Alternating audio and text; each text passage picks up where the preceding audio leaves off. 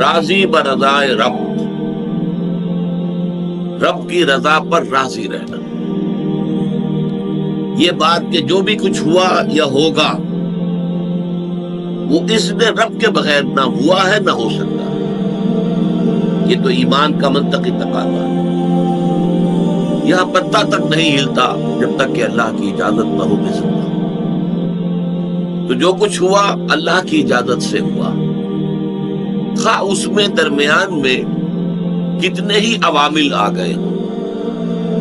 کسی نے اٹھا کر آپ کو پتھر مارا، لیکن یہ پتھر آپ کو نہیں لگ سکتا تھا اگر اللہ نہ چاہتا. پتھر مارنے والے کا عمل اپنی جگہ ہے، لیکن آپ کو اس پتھر کا لگ جانا جو ہے یہ بغیر اذن رب نہیں ہے. لہذا اس کو سمجھیے کہ اللہ کی طرف سے آیا. ایک اس میں لطیفہ بھی ہے کہ ایک درویش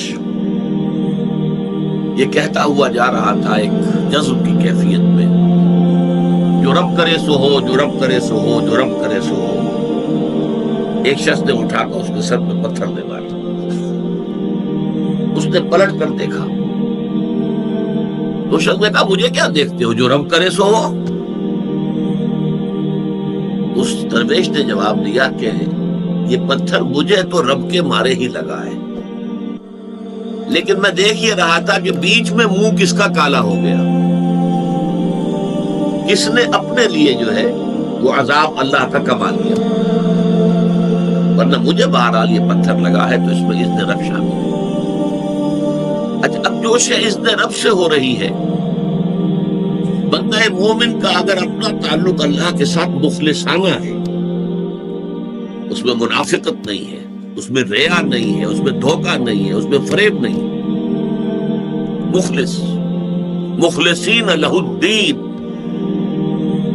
تو اللہ تعالیٰ کا تعلق بھی اس کے ساتھ ریسیپروکیٹ کرتا ہے. اللہ تعالیٰ انا عند ظن عبدی بی، حضور یہ اللہ کا قول ہے حدیث قدسی میں کہ میرا بندہ میرے بارے میں جو کچھ گمان کرتا ہے میں وہی سلوک اس کے ساتھ کرتا ہوں. اللہ تعالیٰ بھی مخلص ہے. اللہ تعالیٰ کی مرضی کے بغیر کچھ نہیں ہو سکتا. تو یقیناً جو کچھ ہوا ہے اس میں میرے لیے خیر ہے، چاہے فوری طور پر مجھے ناگوار گزرا ہے، مجھے تکلیف ہوئی ہے، میرے لیے یہ شے جو ہے ناپسندیدہ ہے، لیکن ان دی لانگ رن مجھے یقین ہے کہ اس میں خیر ہے. بیدک الخیر انک علی کل شیء قدیر، اللہ تیرے ہاتھ میں خیر ہی خیر ہے، تو ہر چیز پر قادر ہے. اچھا، جو ہوگا وہ بھی اذن رب کے بغیر نہیں ہوگا. یہی تصور اس کے بارے میں ہونا ضروری ہے. اسی کا نتیجہ یہ نکلتا ہے، اس کو قرآن مجید بار بار کہتا ہے، بار بار کہتا ہے، بار بار کہتا ہے، لا خوف علیہم ولا هم یحزنون. کیا مطلب اس کا؟ نہ ان پر کوئی خوف ہے نہ حزن سے دو چار ہوتے. عام طور پر یہ سمجھا جاتا ہے کہ یہ آخرت میں ہوگا. آخرت میں تو تمام و کمال ہوگا، دنیا میں بھی ہوتا ہے. خوف کس بات کا بھائی؟ ہوگا وہی جو میرا رب چاہے گا. وہ میرا دوست ہے، میں اس کا ولی، وہ میرا ولی. الا ان اولیاء اللہ لا خوف علیہم ولا هم یحزنون. جو اللہ کے ولی ہوتے ہیں، اللہ کے دوست ہوتے ہیں، ان میں نہ کوئی خوف ہوتا نہ حزن ہوتا. خوف کس بات کا؟ ہوگا وہ جو اللہ چاہے گا، اور جو کچھ اللہ چاہے گا اس میں کوئی نہ کوئی خیر ہوگا، چاہے فوری طور پر مجھے نظر نہ آئے. قرآن کہتا ہے سورہ بقرہ میں، عسیٰ ان تکرہوا شیئا وہو خیر لکم وعسیٰ ان تحبوا شیئا وہو شر لکم. این ممکن ہے کہ تم کسی چیز کو ناپسند کرو، درحالے کہ اسی میں تمہارے لیے خیر ہو، اور این ممکن ہے کہ تم کسی چیز کو پسند کرو، درحالے کہ اس میں تمہارے لیے شر ہو. اللہ یعلم وانتم لا تعلمون، اللہ جانتا ہے تم نہیں جانتے. تم افعال و اعمال و احوال و واقعات کے ظاہر کو دیکھتے ہو، اس سے متاثر ہو جاتے ہو. اس کے پردے میں کیا مشیت اذنی ہے، کیا ارادہ خداوندی ہے، اس کے پشت پر کیا چیز ہے جو اللہ تعالیٰ کو مطلوب ہے، یہ ہمیں نظر نہیں آتا. We are short sighted. ہماری نگاہ جو ہے بس کچھ دور تک جاتی ہے، اس سے آگے نہیں جاتی. لہذا افعال و اعمال و احوال و واقعات کے صرف ظاہر پر ہماری نگاہ ہے، باطن پر تو ہے ہی نہیں.